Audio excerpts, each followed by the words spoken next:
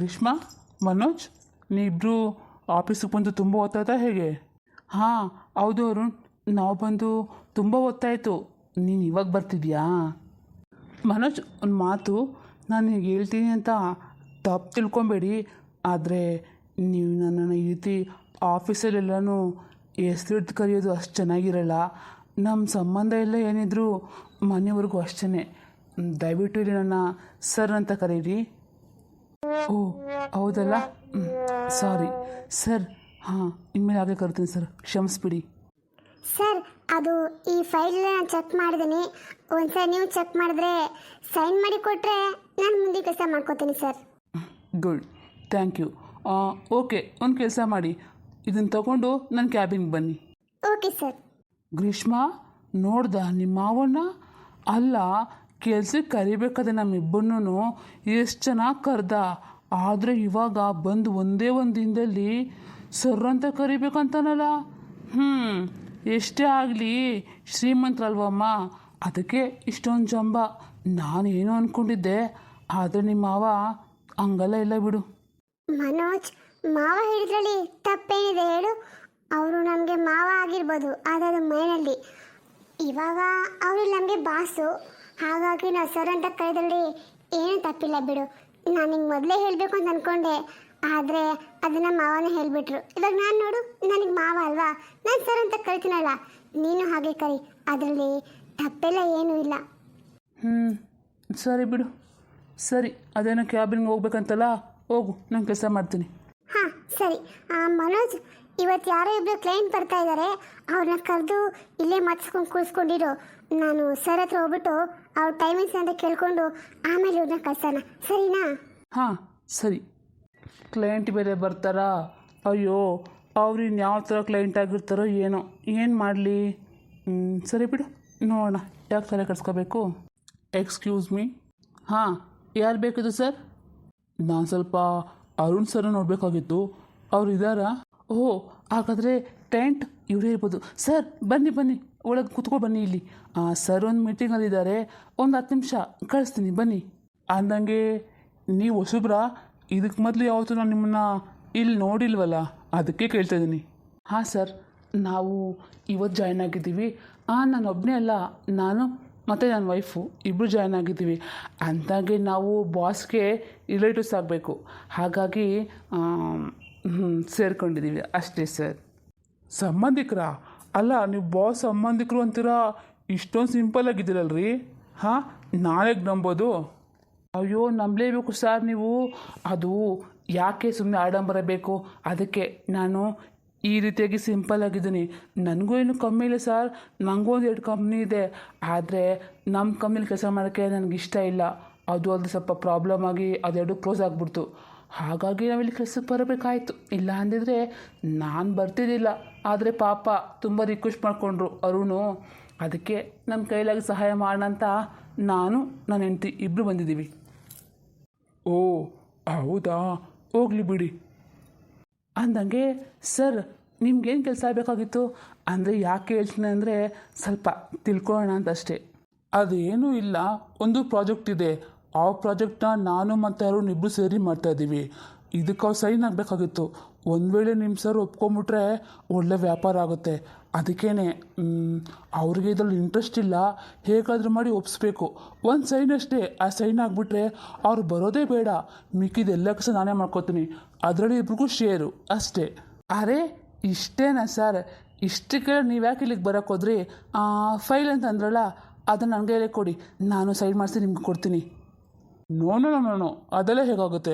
ಅವ್ರು ನೋಡಬೇಕು, ಅದ್ರ ಬಗ್ಗೆ ಮಾತಾಡಬೇಕು, ಎಕ್ಸ್ಪ್ಲೇನ್ ಮಾಡ್ಬೇಕು ನಾನು, ಆಮೇಲೆ ಅವ್ರು ಒಪ್ಕೊಳ್ತಾರೆ. ಸಡನ್ನಾಗಿ ಹೋಗಿ ಸೈನ್ ಮಾಡಿ ಅಂದರೆ ಮಾಡಿಬಿಡ್ತಾರಾ? ಅವರು ಅರುಣು. ಅಯ್ಯೋ ಸರ್, ನಿಮ್ಗೆ ಯಾಕೆ ಅದ್ರ ಬಗ್ಗೆ ಎಲ್ಲನೂ ಯೋಚನೆ ಮಾಡ್ತೀರಾ? ನಾನು ಇಲ್ವಾ? ನಾನು ಹೇಳಿದ್ರೆ ಒಂದೇನು 10 ಸೈನ್ ಮಾಡ್ತಾನೆ.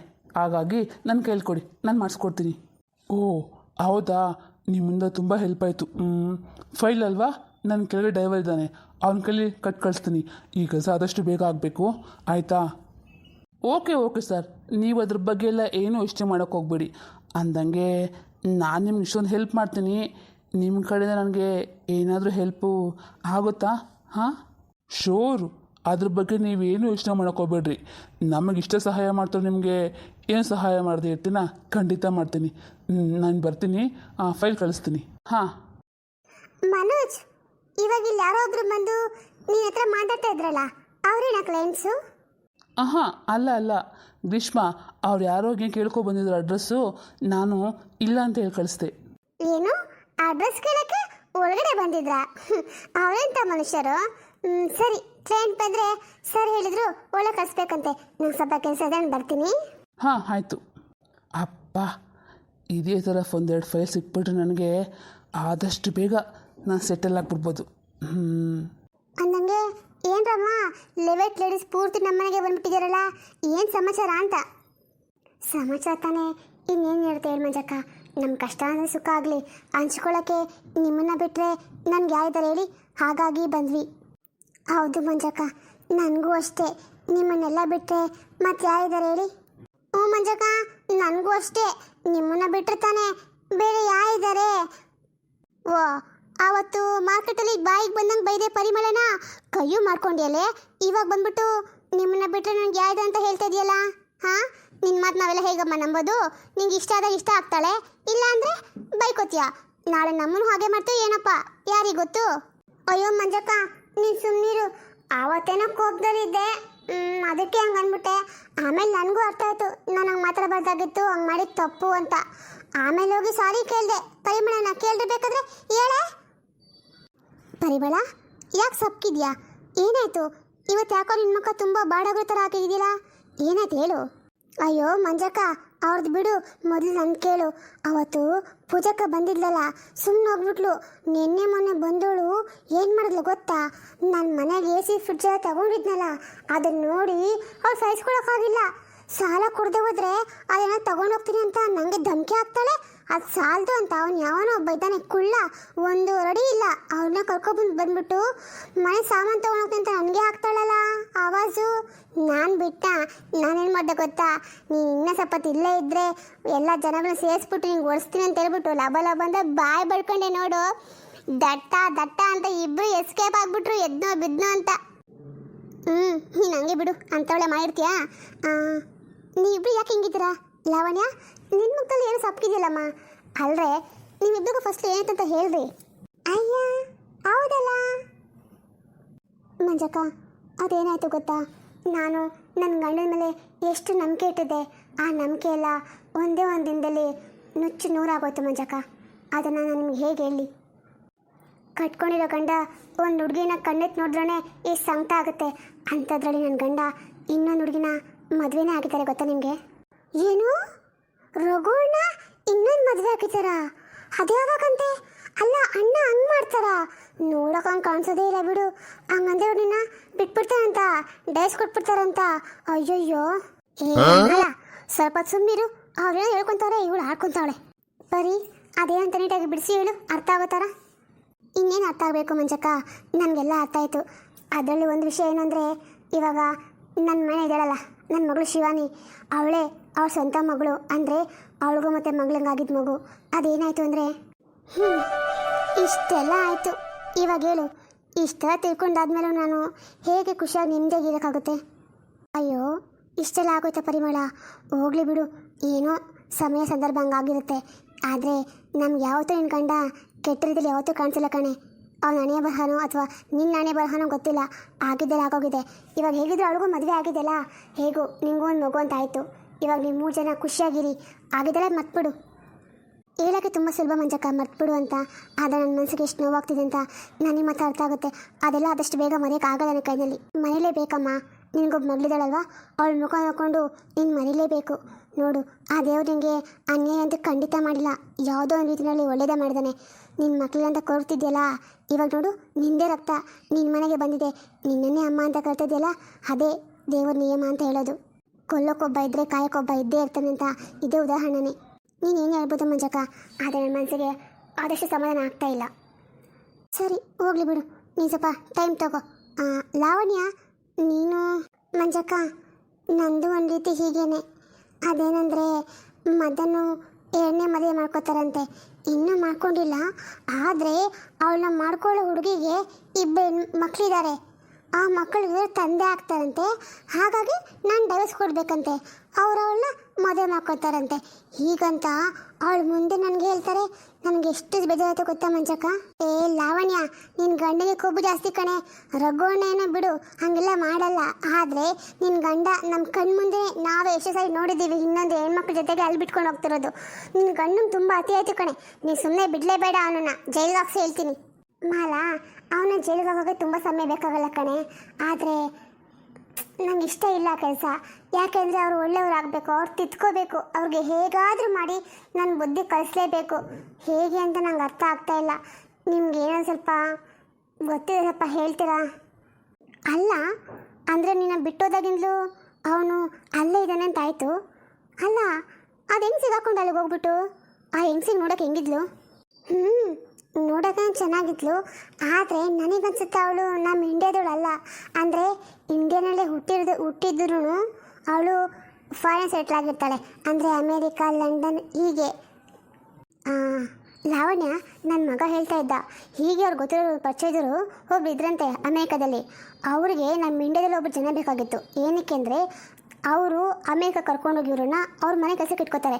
ಅಂದರೆ ಅವ್ರ ಮಕ್ಕಳನ್ನ ನೋಡ್ಕೊಳ್ಳೋಕ್ಕೆ, ಇಲ್ಲ ಯಾವುದೋ ವಯಸ್ಸಾದವ್ರ ಮನೆಯಲ್ಲಿದ್ದರೆ ಅವ್ರು ನೋಡ್ಕೊಳ್ಳೋಕ್ಕೆ. ಅದೇ ರೀತಿ ಏನಾದರೂ ನಿನ್ನ ಗಂಡನಿಗೆ ಆ ಹೆಂಗಸು ಮಾಡ್ತಾ ಇರ್ಬೋದಾ? ಏನೋ ಮಂಜಕ್ಕ, ನನಗಂತೂ ಹಂಗೆಲ್ಲ ಏನೂ ಅನಿಸಿಲ್ಲಪ್ಪ. ಇವ್ರು ಇಷ್ಟಪಟ್ಟಲ್ಲಿದ್ದಾರೆ ಅಂತ ಅನಿಸ್ತಿತ್ತು. ಏ ಲಾವಣ್ಯ, ಮಂಜಕ್ಕ ಹೇಳ್ತದ್ದು ನಿಜಾನೇ ಕಣೆ. ಒಂದು ಕೆಲಸ ಮಾಡು, ಒಂದು ಸರಿ ಹೋಗ್ಬಿಟ್ಟು ಆ ಹೆಂಗಸು ಇಲ್ಲಿರೋ ಟೈಮಲ್ಲಿ ಹೋಗಿ ನಿನ್ನ ಗಂಡನ ನೋಡು, ಅವನೇನು ಮಾಡ್ತಾನೆ ಅಂತ. ಆವಾಗ ನಿಮಗೆ ಗೊತ್ತಾಗುತ್ತೆ. ಹೌದು, ಹಂಗೆ ಮಾಡು. ಆಯಿತು ಮಂಜಕ್ಕ, ನೀನು ಹೇಳ್ದಂಗೆ ಮಾಡ್ತೀನಿ. ಪರಿ ಬಿಡು ಹೋಗಲಿ. ಹಾಂ ಮಂಜಕ್ಕ. ಮಂಜಕ್ಕ, ಅದು ನನಗೆ ಹೇಳಿ, ಸೊಸೆ ಮಗ ಕೃಷ್ಣನೆಲ್ಲ ಕಾಣಿಸ್ತಾ ಇಲ್ವಲ್ಲ, ಎಲ್ಲ ಎಲ್ಲಿಗೆ ಹೋಗಿದ್ದಾರೆ? ಅಯ್ಯೋ, ನನ್ನ ಸೊಸೆ ಮತ್ತೆ ಮಗ ಅದೆಲ್ಲ ಸೇಲ್ ಹಾಕಿದಾರಂತಮ್ಮ, ಅಲ್ಲಿಗೆ ಹೋಗಿದ್ದಾರೆ. ಹಿಂಗೆ ಅವಳು ಸುಮ್ಮನೆ ಇರಲ್ಲ, ಮನೇಲಿದ್ರೆ ಅವನು ಅದು ಬೇಕು ಇದು ಬೇಕು ಅಂತ ಕೇಳ್ತಾ ಇರ್ತಾಳ. ಅವನು ಪಾಪ ಏನೂ ಇರಲ್ಲ, ಕೇಳಿದ ತಕ್ಷಣ ಕೊಡಿಸ್ಬಿಡ್ತಾನೆ. ಅದಕ್ಕೆ ಹೋಗಿದ್ದಾರೆ. ಇನ್ನು ನಮ್ಮ ಯಜಮಾನ್ರು ಅವ್ರು ಬಿಡು, ಯಾವಾಗಲೂ ಇರೋದಿಲ್ಲ, ಅವ್ರಿಗೆ ಆಚೆನೇ ತುಂಬ ಕೆಲಸ ಇರುತ್ತೆ. ಹಾಗಾಗಿ ಎಲ್ಲ ಯಾರೂ ಇಲ್ಲ. ಮಂಜಕ್ಕ, ಒಳ್ಳೇದೇ ಆಯ್ತು ಬಿಡು, ಯಾರು ಇಲ್ದಿರೋದು. ನೋಡು, ನಾವು ಇಷ್ಟ ಕೂತ್ಕೊಂಡು ಮಾತಾಡಿ ಎಷ್ಟು ದಿನ ಆಗಿತ್ತಲ್ಲ. ಅಂದಂಗೆ ಮಂಜಕ್ಕ, ನಿಮ್ಮ ಮಗಳು ಹೇಗಿದ್ದಾಳೆ? ನೋಡು, ನಾನು ನಿಮ್ಗೆ ಹೇಳ್ಬೇಕು ಅಂತ ಅಂದ್ಕೊಂಡೆ, ಮರ್ತೋಗ್ಬಿಟ್ಟೆ. ಪಾಪ ಕಂಡ್ರೆ ಅವಳಿಗೆ ಒಂದಲ್ಲ ಒಂದು ಸಮಸ್ಯೆ ಇದ್ದೇ ಇರುತ್ತೆ. ಅವಳು ಏನೇ ಮಾಡೋಕ್ಕೋಗ್ಲಿ ಅವಳಿಗೆ ಕೆಟ್ಟದಾಗೇ ಆಗುತ್ತೆ. ಅದೇನೋ ಏನಪ್ಪ. ಹೌದು ಮಂಜಕ್ಕ, ಒಂದು ಸಾರಿ ಮನುಷ್ಯನಿಗೆ ಕೆಟ್ಟ ಸಮಯ ಅಂತ ಬಂದರೆ ಎಲ್ಲನೂ ಕೆಟ್ಟದೇ ಆಗುತ್ತೆ. ಅದೇನಪ್ಪ. ಹೌದು ಹೌದು, ನೋಡಿ ಇವಾಗ ನಮಗೆ ತಗೋ, ನಮ್ಮ 4 ಜನಕ್ಕೂ ಅಂದರೆ ಇದರಲ್ಲಿ ಮಂಜಕ್ಕ ಸೇಫ್ ಆಗಿದ್ದಾರೆ. ಮಂಜಕ್ಕನ ಬದಲಿಗೆ ಅವ್ರ ಮಗಳಿಗೆ ಏನಾದರೂ ಒಂದು ಸಮಸ್ಯೆ ಆಗ್ತಾನೇ ಇದೆ ಅಂದಂಗೆ. ಯಾಕೆ ಹಿಂಗಾಗ್ತಿದೆ? ಆದರೆ ನಮ್ಮ ತಪ್ಪು ಕಲ್ಪನೆ ಅಷ್ಟೇ. ಮನುಷ್ಯ ಅಂದಮೇಲೆ ಒಳ್ಳೆಯದು ಕೆಟ್ಟದ್ದು ಕಷ್ಟ ಸುಖ ಎಲ್ಲ ಇರಲೇಬೇಕಲ್ಲ. ಯಾವಾಗಲೂ ಒಂದೇ ರೀತಿ ಇರೋಕ್ಕಾಗೋದಿಲ್ವಲ್ಲ. ಹಾಗಿದ್ರೆ ಜೀವನ ಅಂತ ಯಾರು ಹೇಳ್ತಾರೆ? ಹೌದು ಮಂಜಕ್ಕ, ನೀನು ಇವಾಗ ಹೇಳ್ದೆ ನೋಡಿ ಮಾತು 100% ಸತ್ಯ. ಸರಿ, ನೀವೆಲ್ಲ ಕುತ್ಕೊಂಡಿರಿ. ನಾನು ನಿಮ್ಮ ಎಲ್ಲರಿಗೂ ಒಂದು ಲೋಟ ಟೀ ಮಾಡ್ಕೊಬರ್ತೀನಿ. ಒಂದು ಲೋಟ ಅಂದರೆ ಒಂದೇ ಲೋಟ ಅಲ್ಲವಾ, 4 ಲೋಟ ಮಾಡ್ಕೊಂಬರ್ತೀನಿ. ಅಯ್ಯೋ ಬೇಡ ಬಿಡು ಮಂಜಕ್ಕ, ಟೀ ಎಲ್ಲ ಯಾರು ಕುಡಿತಾರೆ? ನಾನು ಫ್ರಿಜ್ಜಲ್ಲಿ ತಣ್ಣಗೆ ಜ್ಯೂಸ್ ಮಾಡಿಟ್ಟಿದ್ದೆ, ಅದನ್ನು ಕುಡ್ಕೊಬಂದೆ. ನನಗೆ ಬೇಡ, ಇವ್ರಿಬ್ಗೂ ಕೊಡು ಬೇಕಾದರೆ. ಮಂಜಕ್ಕ, ನನಗೂ ಪರಿಗೆ ಬೇಕು, ಹಂಗೆ ನಿಮಗೂ ಬೇಕಲ್ಲ, ಮಾಡ್ಕೊಬರೋಗು.